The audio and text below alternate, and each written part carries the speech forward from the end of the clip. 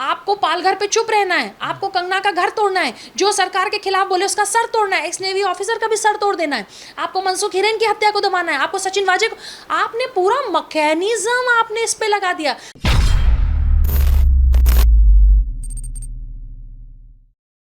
Ma'am, जो कुछ भी अभी चल रहा है महाराष्ट्र में, एक तरफ जनता खुशी जाहिर कर रही है, वहीं दूसरी तरफ शिवसेना के जो संजय राउत है वो कह रहे हैं अगर एकनाथ शिंदे वापस आ जाए तो हम ये जो महाआघाड़ी सरकार है इससे हम न्योता जो है वो तोड़ने के लिए तैयार बैठे। देखिए, संजय राउत जी को पहले जो नाना पटोले हैं उनसे भी मिल लेना चाहिए, क्योंकि नाना पटोले जी बहुत नाराज हैं उनके इस बयान से, क्योंकि संजय राउत का ये कहना है कि अगर गुवाहाटी से सारे एमएलए वापस आ जाएं तो हम उनके कहने के अनुसार चलेंगे और हम महागठबंधन को तोड़ भी सकते हैं। लेकिन वही नाना पटोले ने इस पर नाराजगी जाहिर की है। तो इसका मतलब जो महागठबंधन में 3 पार्टियां हैं, शिवसेना, कांग्रेस, एनसीपी, आप एक दूसरे के खिलाफ बोल रहे हैं। इसका मतलब कि जो शिवसेना में उठा पटक है वो अलग है, वो तो परेशानी चली रही है। इनके आपस में जो गुट बना हुआ था, जो इतने सालों से जो सारा पाप इन तीनों ने एक साथ मिलकर किया था, तो एक व्यक्ति दूसरे व्यक्ति से नहीं खुश है। आप कल तक ये कह रहे थे कि वापस आइए हम बात करते हैं। आज अगर आप देखेंगे तो आज महाराष्ट्र के सीएम ने क्या कहा है, मतलब एक्स सीएम कह लीजिए, चाहे सीएम कह सकते हैं अभी भी, क्योंकि अभी इस्तीफा नहीं दिया, इसलिए सीएम जो वहाँ के ठाकरे साहब है, जो सीएम, उन्होंने क्या कहा, उन्होंने अल्टीमेटम दिया है 24 घंटे का।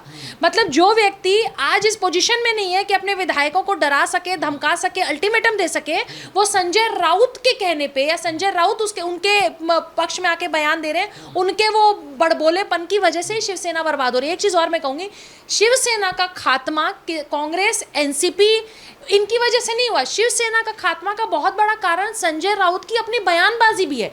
आप याद करिए, चाहे सुशांत सिंह राजपूत के पिता का केस हो, मतलब पिता का केस इसलिए कह रही हूँ कि सुशांत सिंह राजपूत के केस में उनके पिता की दूसरी शादी की भी अफवाह इसी संजय राउत ने उड़ाई थी। सुशांत सिंह राजपूत को बार बार बायोपोलर था, बीमारी थी, मानसिक रोगी था, इस तरह के शब्द आप सुशांत के लिए बोलते हैं। पहले आप अपना इलाज तो कराइए। कोई भी टॉपिक पूरे देश में हो, कुछ भी हो रहा हो, उसमें संजय राउत का बोलना बहुत ज़रूरी होता है। जिस अस्पतालों में आप बहुत सारे लोगों को लेके जाते हैं, उसको सुसाइड डिक्लेयर कर देते हैं और बता देते हैं वो बायोपोलर था, उस अस्पताल में आपको भी इलाज की ज़रूरत है। क्योंकि संजय राउत का अगर आप बयानबाजी देखेंगे, कंगना रनौत वाले केस में भी उखाड़ दिया, सामना पत्रिका में आप छपवाते हैं। मैं तो बार बार कहती हूँ कि आज शिव सैनिकों ने ही जो असली शिव सैनिक थे, उन्होंने नकली शिव सैनिकों को ये दिखा दिया कि जो सत्ता में लोग बैठे हैं, अगर आप गुरूर में हैं, आप घमंड में हैं, और अगर आपको ये लगता है कि डायनेस्टी रूल चलती रहेगी, कि पिता राजा था तो बेटा भी राजा की गद्दी पे बैठेगा, वो डायनेस्टी रूल खुद एकनाथ शिंदे ने खत्म कर दी। क्योंकि देखिए, एकनाथ शिंदे जी का अगर आप करियर देखेंगे तो एकनाथ शिंदे जी कई बार एमएलए रहे, कई बार मंत्री रहे, और बाला साहेब के अंडर में उनकी ट्रेनिंग रही। शिव सैनिक जो इनकी जो पार्टी है शिवसेना, शिव सैनिकों की रही है, किसी एक पर्टिकुलर फैमिली की, एक खानदान की नहीं रही है कि किसी के पिता सीएम थे तो उनका बेटा भी सीएम होगा, अगला भी सीएम होगा। ये पॉसिबल नहीं है। बिल्कुल बिल्कुल। अब जो राजा की गद्दी पे वही बैठेगा जो व्यक्ति योग्य होगा। जो व्यक्ति योग्य नहीं है, आप एक चीज और, एकनाथ शिंदे के ये करने से खलबली दूसरी पार्टियों में भी क्यों है मैं बताती हूँ। क्योंकि एकनाथ शिंदे ने ये साबित कर दिया कि अगर आप एजेंडे से बाहर निकल रहे हैं, देखिए शिवसेना हिंदूधारी पार्टी है, हिंदुत्व की पार्टी है। आप राम मंदिर के लिए बाला साहेब का योगदान रहा, कश्मीरी पंडितों के लिए बाला साहेब का योगदान रहा, और देश की वो सारी चीज़ें, जहाँ देश की बात हो, हिंदुत्व की बात हो, धर्म की बात हो, हमारी देवी देवताओं की बात हो, अरे उन्होंने तो बॉलीवुड को भी कई बार हड़काया जब हिंदू देवी देवताओं का आप अपमान करते थे। आज आपने किसके साथ हाथ मिलाया है? आपने हाथ मिलाया है कपिल सिब्बल, जो कांग्रेसी थे, सॉरी अब वो कांग्रेसी नहीं है, अब वो राज्यसभा के लालच में सपा में चले गए। तो वो कपिल सिब्बल जो 22 वकीलों के साथ लगे हुए थे कि राम मंदिर नहीं बनवाना है, आपने उस पार्टी के साथ हाथ मिलाया। तो शिव सैनिक तो नाराज होंगे, शिव सैनिकों का नाराज होना बहुत जायज़ है। बाला साहेब जिन्होंने पार्टी बनाई वो राम भक्त, आप किसके साथ हाथ मिला रहे हो? जो राम के विरोध में।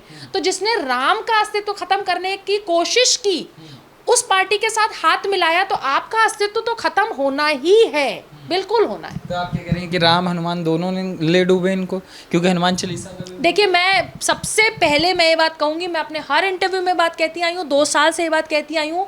कभी कभी क्या होता है कि जो आप विनाश काले विपरीत बुद्धि, पालघर के संतों पे इनका न बोलना, मनसुख हिरेन में इनके जो 3 चोर थे, वह सचिन वाजे, परमवीर सिंह, इनका वो भगौड़ा अनिल देशमुख, गृह मंत्री, आप सोचिए कि जिसके प्रदेश का गृह मंत्री हर जिले से 100 करोड़ की उगाही कराता हो, ये तीनों ने किस तरह से सुशांत सिंह राजपूत के केस में पर्दा डालने की कोशिश की। आपको लगा जैसे हम पालघर पे चुप रहे, पर्दा डल गया, सुशांत सिंह राजपूत पे भी पर्दा डालने की कोशिश की है। वो रिया चक्रवर्ती को बचाने की आपने पूरी कोशिश की, उसको एक बहुत अच्छी महिला के तौर पे आपने उसको प्रोजेक्ट करने की कोशिश की, बहुत बड़े बड़े चैनलों पे जाके इंटरव्यू बहुत सारे लोगों ने दिए जो सत्ता में बैठे हुए हैं, उनके परिवारों से उनके लोगों ने। ये भूल गए कि जो ऊपर बैठा हुआ व्यक्ति है वो सब कुछ देख रहा है, जो ऊपर भोलेनाथ है वो सब कुछ देख रहे हैं। सुशांत सिंह राजपूत के हत्या में जिस तरीके से इन लोगों ने लिपापोती की, पूरी महाराष्ट्र की सरकार से लेके, मैकेनिज्म से लेके, वहाँ से दिल्ली पुलिस, महाराष्ट्र पुलिस से लेके, मुंबई पुलिस कमिश्नर से लेके, इन सब का पाप सामने आया। सारा तांडव सुशांत सिंह राजपूत की वजह से हो रहा है। मैं फिर ये बात कहूँगी, क्योंकि 14 जून 2020 से लेके आज तक जनता महाराष्ट्र के किसी भी कुकर्म को भूल नहीं पाई। चाहे कंगना रनावत के घर बुलडोजर चलाना हो, क्या सिर्फ कंगना रनावत का ही दफ्तर, घर एक ऐसा था जो इलीगल बना था? बहुत सारे ऐसे लोग हैं जिनका घर इलीगल बना, आप उनको नोटिस पे नोटिस देते हैं। कंगना से आपको अंदर से क्या इतनी चिढ़ थी कि आपको बुलडोजर 24 घंटे के नोटिस पे भेजना था? आपको सुशांत सिंह राजपूत के घर जो आपने किया ये सबको जानते ही हैं। संजय राउत का बयान उनके परिवार के लिए सबने सुना। मनसुख हिरेन की हत्या आपके सचिन वाजे ने की कराई, ये भी सबको पता है। किस तरीके से सचिन वाजे को वापस नौकरी पे लाने का दबाव मुंबई पुलिस कमिश्नर पे किसने बनाया था? अनिल देशमुख ने बनाया था। आपका गृह मंत्री इतना बड़ा चोर, आपका गृह मंत्री इतना बड़ा डकैत, और आपके पूरे राज्य में ड्रग्स नेक्सस पूरे तरीके से चल रहा है। जो एक अधिकारी समीर वानखेड़े उसको बचाने की, युवाओं को बचाने की कोशिश करते हैं, आप सारा मैकेनिज्म समीर वानखेड़े के पीछे लग गया। समीर वानखेड़े की कुंडली निकाली जा रही है। समीर वानखेड़े के पिता ने किससे शादी की थी, उनकी माँ क्या करती है, उनकी बहन क्या करती है, उनकी पत्नी। समीर वानखेड़े को अब 20 साल का इतिहास, यूपीएससी में वो किस कास्ट के थे, किस जाति धर्म के थे, आप वो भी लेके आए।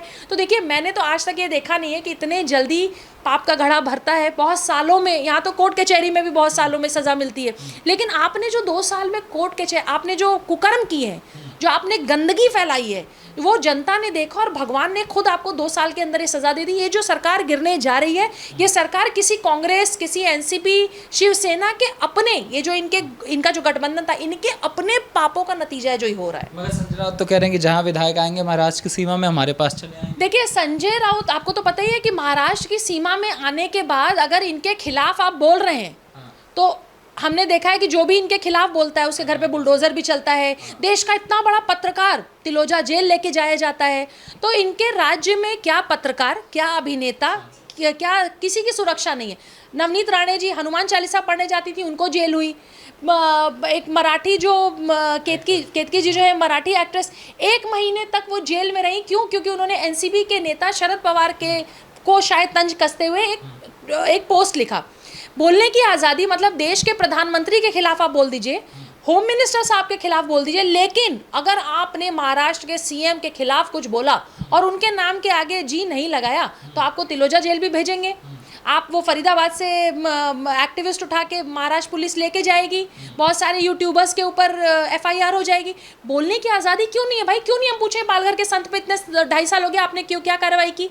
आप क्यों नहीं पूछे सुशांत सिंह राजपूत पे लिपापोती क्यों नहीं हुई? हम क्यों नहीं पूछे मनसुख हिरेन में आपका गृह मंत्री कैसे इन्वॉल्व था? अरे हम क्यों नहीं पूछे कि 100 करोड़ की उगाही वाले को, सचिन वाजे, जिसको एक पुराने केस में पुलिस से सस्पेंड किया गया था, आपने रातों रात, आप 2 दिन 4 दिन में आपने उसकी बहाली क्यों की? ये जनता जानना चाहती है। जनता के पास इतने सवाल हैं और जनता 2 दिन से इतनी खुश है कि आप सोशल मीडिया पे अगर रिएक्शंस देखेंगे, 2 दिन पहले देश के बहुत बड़े पत्रकार अर्नब गोस्वामी ने एक एपिसोड किया।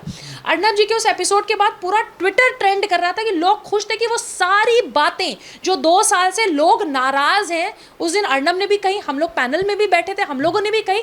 खुशी इस बात की है कि जो ये पाप कर रहे थे, वो पाप का घड़ा भरने के बाद जब वो रो रहे हैं और अल्टीमेटम दे रहे हैं, तो जनता को कहीं ना कहीं बहुत सुकून मिल रहा है। कांग्रेस भी पहुंची हुई थी, वो असम वाले होटल में हंगामा भी हुआ है और नारे लगाए गए हैं, लोकतंत्र क्या है। देखिए, कांग्रेस का दुख तो जग जाहिर है। आपको पता है कांग्रेस दुखी होगी। कांग्रेस, एक तो पूरे राज्य में, पूरे देश में कोई ऐसा राज्य नहीं बचा है जहाँ पे उनके लिए कुछ हो रहा हो, या कोई ऐसी जगह हो जहाँ पे उनके 2, 4, 5 सीटें निकल रही हो, जहाँ पे वो 2, 4 राज्य छोड़ कहीं वो हो। तो धीरे धीरे भारत जो है कांग्रेस मुक्त होता जा रहा है, तो उनका दुख, उनकी तकलीफ बहुत जायज़ है। उन्होंने विरोध किया, जबकि ये जो सरकार गिर रही है महाराष्ट्र में, उसका सबसे बड़ा कारण और पतन कांग्रेस ही है। क्योंकि हिंदुत्व के एजेंडे से जो श्रद्धेय बाला साहेब ठाकरे जी की जो पार्टी आज उन पदचिन्हों पे नहीं चल पा रही हो, कहीं ना कहीं जो ये यहाँ जो कांग्रेस का यहाँ पे इन्होंने गठबंधन किया उसकी वजह से। क्योंकि आप देख लीजिए कि एक राम भक्त, एक राम के खिलाफ आपने गठबंधन किया, शिव सैनिक नाराज। और ये तो ये मतलब जिनसे बंगाल नहीं संभलता, मैंने कल देखा कि टीएमसी के कार्यकर्ता भी गुवाहाटी में उस होटल के बाहर रेडिसन ब्लू के बाहर पहुंचे हुए थे, नारेबाजी कर रहे हैं, हाय हाय दिखा रहे हैं, काले झंडे दिखा रहे हैं, जिससे आपका अपना बंगाल नहीं संभलता। रोहिंग्यास घरों में घुस के तांडव करते हैं, जहाँ पे पेड़ों पे लाशें टंगी रहती हैं। थैंक गॉड कि हम बंगाल में नहीं रहते, हम महाराष्ट्र में नहीं रहते, नहीं तो हमें तो बोलने की आज़ादी नहीं होती। हम तो आपका इंटरव्यू देके निकलते, पता नहीं कहाँ हमारी लाशें भी टंगी होती। बंगाल में भी ये हो रहा। आप एक्टिविस्ट हो, आप पत्रकार हो, आप नेता हो, आप उनके खिलाफ नहीं बोल सकते। आप केरल में नहीं बोल सकते, आप महाराष्ट्र में नहीं बोल सकते, आप राजस्थान में नहीं बोल सकते। अब आप देखिए ना एफआईआर कैसे होती है। दिल्ली के नेताओं के ऊपर, बीजेपी के नेताओं पे एफआईआर होती है पंजाब से, राजस्थान से, महाराष्ट्र से।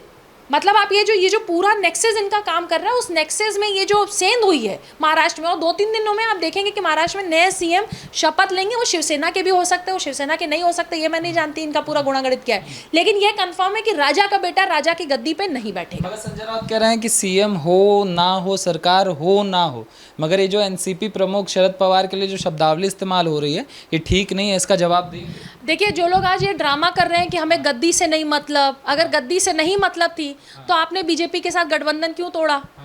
वो जो आप 2.5 साल की बात करते थे, वो जो झूठ बोलते थे 2.5 साल, पता नहीं आप झूठ बोलते थे कि दूसरी पार्टी झूठ बोलती थी, लेकिन अगर आपको गद्दी से नहीं मतलब था, आप अपने हिंदुत्व के एजेंडे पे टिके हुए थे, आप अपने देश के एजेंडे पे टिके हुए थे, अगर आप बिल्कुल उस पर स्टबन थे कि नहीं मुझे वही देखना है, वही काम करना है जो देश के राष्ट्र के हित में है, तो आपने उस समय गठबंधन क्यों तोड़ा? आपने उस समय गठबंधन तोड़ा इसलिए क्योंकि आपको गद्दी का लालच था, गद्दी की लालच के कारण आपने वो काम किया। आज भी आप यही करें। 2 दिन पहले, अभी तो आपने रिजाइन नहीं किया, तो आप वर्षा से निकल के मातोश्री 2 दिन पहले वो बड़ी बड़ी अटैचियां भर के क्यों गए? आपको नहीं जाना चाहिए था। आप तो अभी सीएम हैं भाई, आपके पास नंबर है नहीं है, ये तो जब आप महामहिम गवर्नर साहब के सामने जाएंगे तब वहाँ पे तय होगा। अभी तक तो नंबर है आपके पास, आपको ये कॉन्फिडेंस है कि मेरे पास नंबर है नहीं और हम 2 दिन बाद सीएम रहेंगे नहीं, तो बेइज्जती होके हो, इससे बढ़िया कि 2 दिन पहले खुद ही जगह खाली कर दो और आप बड़ा नाम कर ले कि देखो मातोश्री से मैं खुद चला गया। आप मजबूरी में गए हैं, आप हीरो बन के नहीं गए, आप मजबूरी में गए। क्यों? क्योंकि आप जनता के चुने हुए सीएम नहीं थे, आपने सरकार बीच में गिराई थी, आपने धोखाधड़ी की थी, जनता को प्रॉमिस कुछ किया, डिलीवर कुछ किया।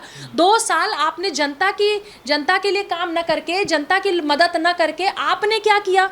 आपने इसमें सिर्फ, अभी देखिए ब्रेकिंग चल रही है कि आदित्य ठाकरे पे हमला, मतलब मैं ये सोच रही हूँ कि अब ये पूरा ड्रामा करेंगे, जैसे बंगाल के चुनाव में था ना कि चुनाव के समय पैर में पट्टी बांध के व्हील चेयर पे पूरा चुनाव, वैसे अब ये बिल्कुल हीरो बनने की भी कोशिश करेंगे, बेचारे बनने की भी कोशिश। आप ये सोचिए कि आपने 2 साल पूरा मैकेनिज्म किस चीज़ पे लगाया? सुशांत का केस न खुले, सुशांत की बहनों पे एफआईआर होनी चाहिए, रिया को आपको प्रोटेक्शन देनी है, आपको पालघर पे चुप रहना है, आपको कंगना का घर तोड़ना है, जो सरकार के खिलाफ बोले उसका सर तोड़ना है, एक्स नेवी ऑफिसर का भी सर तोड़ देना है, आपको मनसुख हिरेन की हत्या को दबाना है, आपको सचिन वाजे को, आपने पूरा मैकेनिज्म आपने इस पे लगा दिया। अरे भैया, आपको क्यों चुना गया था? सॉरी, चुना नहीं गया, तो जबरदस्ती के जो सीएम बने थे आप जबरदस्ती के सीएम क्यों बने थे? आप जबरदस्ती के सीएम बने थे जनता के लिए, जनता के लिए तो आपने कुछ किया ही नहीं। आपने अपने गुनाहों को छिपाने के लिए 2.5 साल काम किया, लेकिन देखिए ऊपर वाले से बड़ा कोई नहीं होता, ऊपर वाले की लाठी सबसे मजबूत है, और ये जो लाठियां पड़ रही है ना इनको, वो बिल्कुल सही पड़